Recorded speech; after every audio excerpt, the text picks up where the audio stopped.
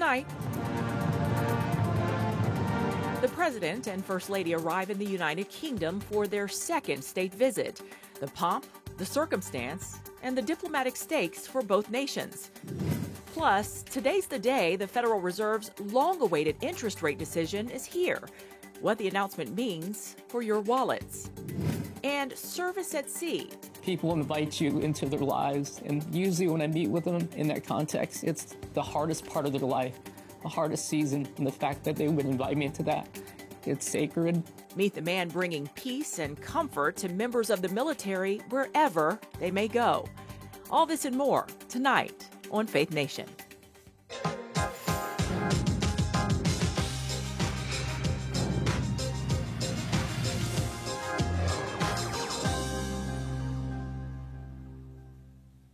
A much-awaited announcement impacting the American economy. Good evening in Washington.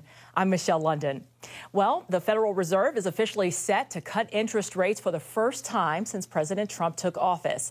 Announcing the central bank's decision today, Fed Chair Jerome Powell noted the reasoning behind the decision. Listen. My colleagues and I remain squarely focused on achieving our dual mandate goals of maximum employment and stable prices for the benefit of the American people. While the unemployment rate remains low, it has edged up. Job gains have slowed, and downside risks to employment have risen. At the same time, inflation has risen recently and remains somewhat elevated. In support of our goals, and in light of the shift in the balance of risks, today the Federal Open Market Committee decided to lower our policy interest rate by 1/4 percentage point. The much-anticipated cuts aim to help the lagging U.S. job market. Fed policymakers have indicated they plan to cut interest rates 1/2 percentage point by the end of the year. Today's decision follows months of President Trump insisting the Federal Reserve makes the move. Well, joining us now to discuss that Fed rate decision is Steve Skanke, Chief Economic Advisor at Kill Point. Thank you so much for joining us and for your insights. The Fed cut rates by 1/4 point today, but how much will they have to cut before most Americans start to really notice, Steve? Well, most Americans will notice something right away, certainly in what they're paying for loans, interest on credit card debt. That shows up fairly quickly, and they certainly will notice it in their savings account and their money market mutual fund accounts. Savers will be getting 1/4 point less pretty quickly. As far as mortgage rates, home mortgage rates, probably not much impact, certainly not right away, although I would just note that last week, home mortgage rates for 30-year fixed was down to 6.35%, and for a 15-year fixed down to 5.35%, which is good news for people who currently have higher mortgage rates. Yeah, and you mentioned mortgage rates. They've dropped to the lowest level in almost a year. And will today's rate cut bring them down even more? And what about other consumer loans, Steve? Sure. Probably not right away. And of course, there's always a risk with the Fed cutting short-term rates. If the market perceives that it's needed, then we're probably okay, and other longer-term rates can come down. If the market perceives that there's been undue outside influence or that it's too soon, then longer-term rates can go up. And it's really the 10-year Treasury rate, which has been coming down as well, that has the biggest impact on home mortgage loans. So right now, probably not a direct impact, but certainly the opportunity for it to be leading longer-term Treasury rates and home mortgage rates lower. That'd be good news. Consumer loans, also probably some positive impact with lower rates, but there will be a wait and see from some of the financial institutions before they start making too many cuts, because the uncertainty about higher inflation is still out there, and that could bring a halt to further Fed reduction in interest rates if inflation pops up again more than expected. Yeah, definitely still some uncertainty there, but that is some good news about the mortgage rates. Will these rate cuts help businesses, though, which could mean more jobs and possibly raises, Steve?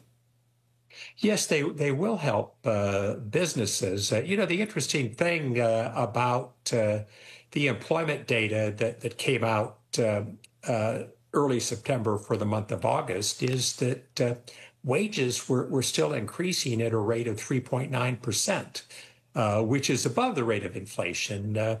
Retail sales announced earlier today also showed consumers continuing to spend. That's also good news. So consumers seem to have a positive outlook as to where rates and incomes and the ability to spend might go. And that, of course, is good for economic growth, ultimately for jobs.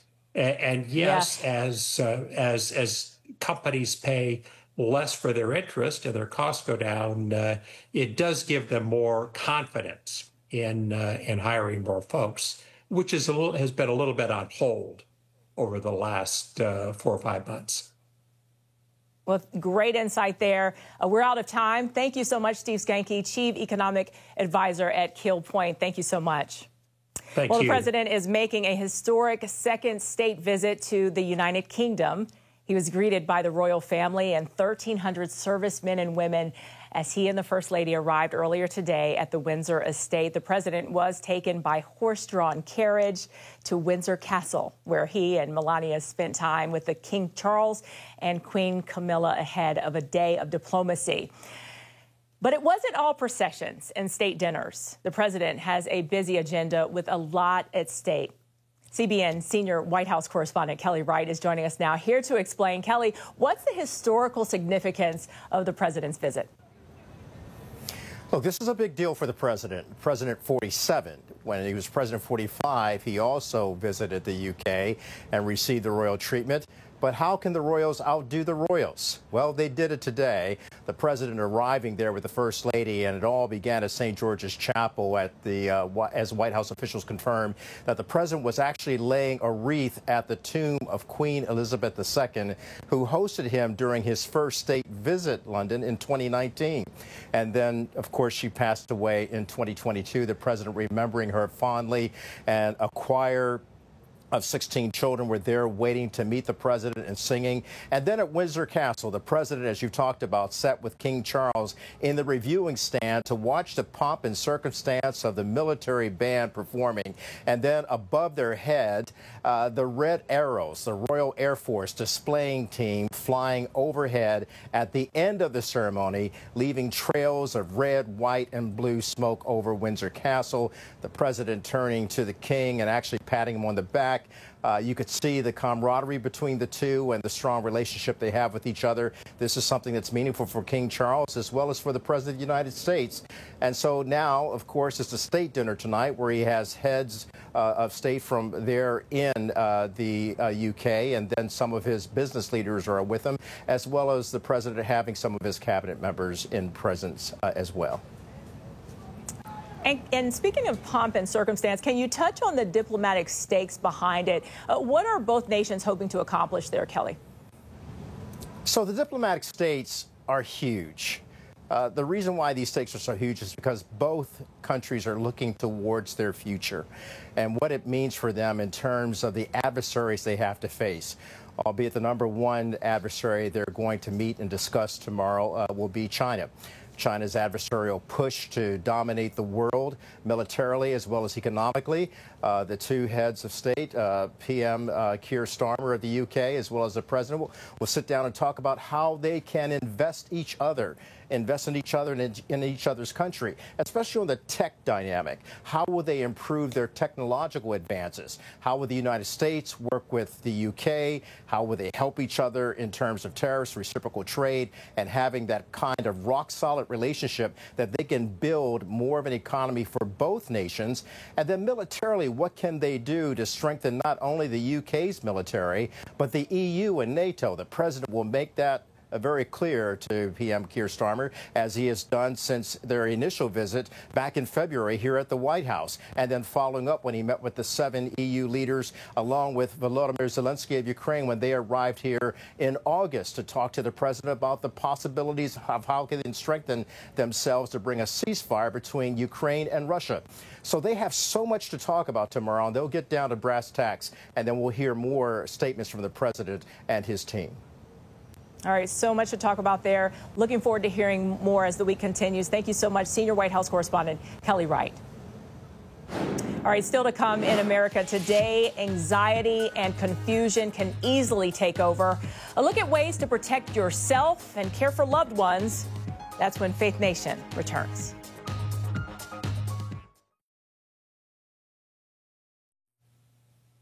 All right, welcome back. The deadline for ByteDance to divest from TikTok has been extended again, this time to December 16th.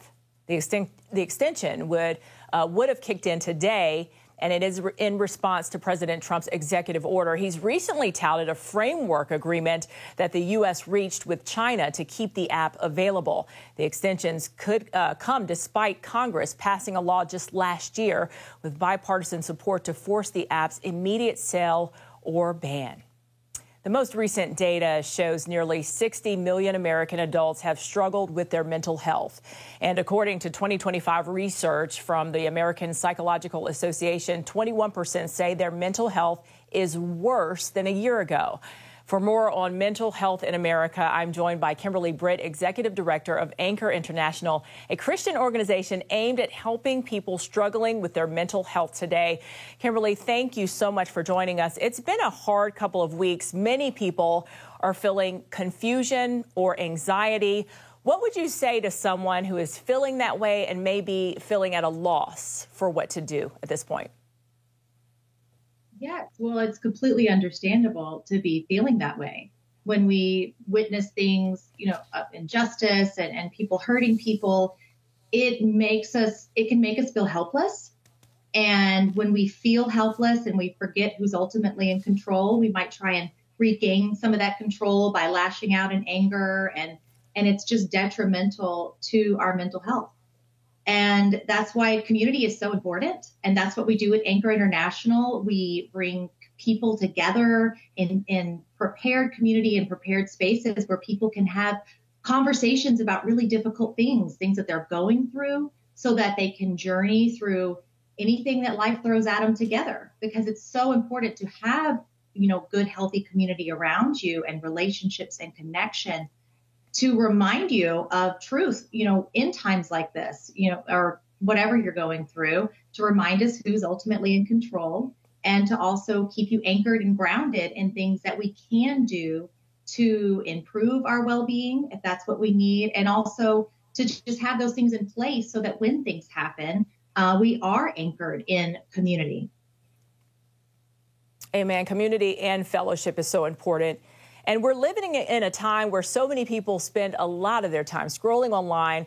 And with social media, it's hard to avoid seeing things that can be harmful, Kimberly. So whether it's hateful comments with acts of violence, things just pop up all the time on our timeline. So how do we gauge when to close that laptop or put our phone down to protect your mental health? Oh, my goodness. I'd say don't even open it. I'm kidding. It's hard to avoid it, right? I am a pretty big proponent for staying off social media as much as possible. I know it's great for keeping in touch with people long distances. I've used it myself, with kids and grandparents and all of that. But there's just so much out there that I don't think we were designed to see. And we weren't designed to see 24 hours a day. We weren't designed to know all the horrible things that go on around the world. I mean, there have always been atrocious things happening, but we weren't meant to always know about that 24/7, and that filling our brain, it really is detrimental to our mental health. So I would say limit screen time as much as you can, especially before going to bed, and just staying away from things that would, I'd say the word trigger, but just really upset you, because it does feed this sense of helplessness when we can't do anything about it. And the helplessness can feed a victim identity, and that produces anger. And the feeling of anger, it's not a bad thing. There is the righteous anger, but it's what we do with that. And we respond out of anger instead of responding as Christ would want us to respond, with love and forgiveness and with praise. Great answers there. How can we spot someone in our life who may need help? I would say patterns is a really good thing to look for. So looking for patterns of behavior, because all of us will do or say things that might be concerning at some time, especially after we've witnessed a crisis or an event. But when there's a pattern of concerning behavior, isolation, social isolation is a really big one. Changes in mood, changes in daily habits like grooming or sleep or eating habits. When it's gone on for some time, like I said, when you've been through a crisis or you've been through a really awful event, it's okay to have these kind of responses or mood changes. But when it goes on, I'd say, for a few weeks, even a month or longer, then that's probably time to try and get somebody some help. All right, closing that laptop and putting the phone down. Kimberly, thank you so much for your insights. Thank you. All right, coming up, the Pentagon calls this faith-based position mission critical. The role of military chaplains when Faith Nation returns.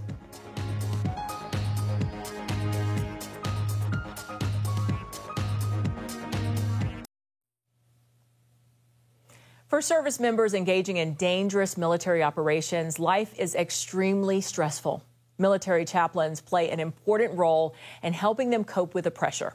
National security correspondent Caitlin Burke traveled to Puerto Rico to see how one Navy chaplain is making all the difference. From this pier in San Juan, Coast Guard crews launch into some of the branch's toughest assignments.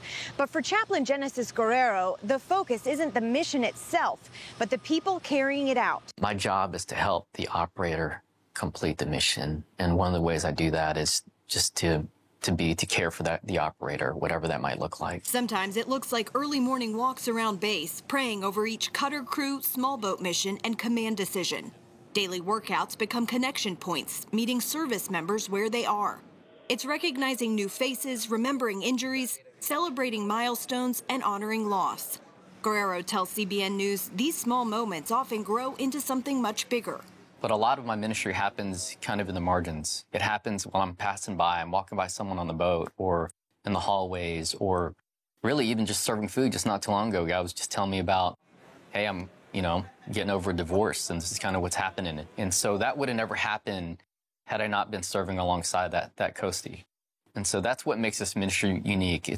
A lot of it is not planned. Crews from Sector San Juan handle everything from maritime safety to the border mission. And what they see on the job isn't always easy to process. Guerrero provides a rare safe space to talk, with conversations that remain 100% confidential. Because when they can let go of that weight, like, Chap, I've been holding this in for months, and I have not been able to talk to anyone, not even my spouse, that my hope is that when they can unburden, so to speak, that weight, it'll free them to do their job better and to be a better spouse, to be a better teammate, to be a better shipmate, to be a better friend, whatever it might be. Military chaplains wear many hats. They can provide grief counseling, marriage support, suicide prevention, or even just a quiet moment away from command, constantly bearing witness to the hidden cost of service, offering connection as a lifeline. Honestly, that's one of the reasons why I love this job, is because it's special, it's sacred. And I know I'm getting emotional, but people invite you into their lives. And usually when I meet with them in that context, it's the hardest part of their life, the hardest season. And the fact that they would invite me into that, it's sacred. And I honor and I cherish that they would trust me with that information. Recognizing that value, the Defense Department wants to increase the number of chaplains across the armed services. Navy chaplains cover all the sea services, which include the Marine Corps and Coast Guard. So as a Navy chaplain, you can be serving in the Coast Guard like I'm currently serving. You can be on a Navy ship. You can be on a Navy air wing. You could be serving with the Marine Corps with infantry. You can be at an air wing. There's so many different things you can do in so many different contexts to serve. The Navy specifically wants one chaplain aboard each destroyer by 2026, and they're on track. The Chaplain Corps has already surpassed its 2025 recruiting goals, bringing in 73 new active duty chaplains and 43 chaplain students. We have met our recruiting goal this year, but we had such a deficit that even though we met our recruiting goal, we're not quite closing the gap between how many we have and how many we need. And here's the crazy stuff. The more we get, the more the appetite goes up in the Navy, the Marine Corps, and the Coast Guard. So it's, yeah, we may get closer to closing that gap, but when we do, the Navy, the Marine Corps, and the Coast Guard says, oh, could you spare a few more? Could you spare a few more? That's kind of, I think, God's working in this whole thing, is that the more chaplains we get, the more we expose service members and their families to what we bring, the more we expose leaders to what chaplains are bringing, the more the appetite goes up and it increases and increases. In a high-tempo environment, chaplains like Guerrero walk alongside service members, making sure the support continues long after the operation ends. The Pentagon's efforts to expand the chaplain corps, making it clear spiritual readiness is mission critical. Caitlin Burke, CBN News, Sector San Juan. Important story there. Well, coming up, transforming food waste into meals for those in need. Next on Faith Nation.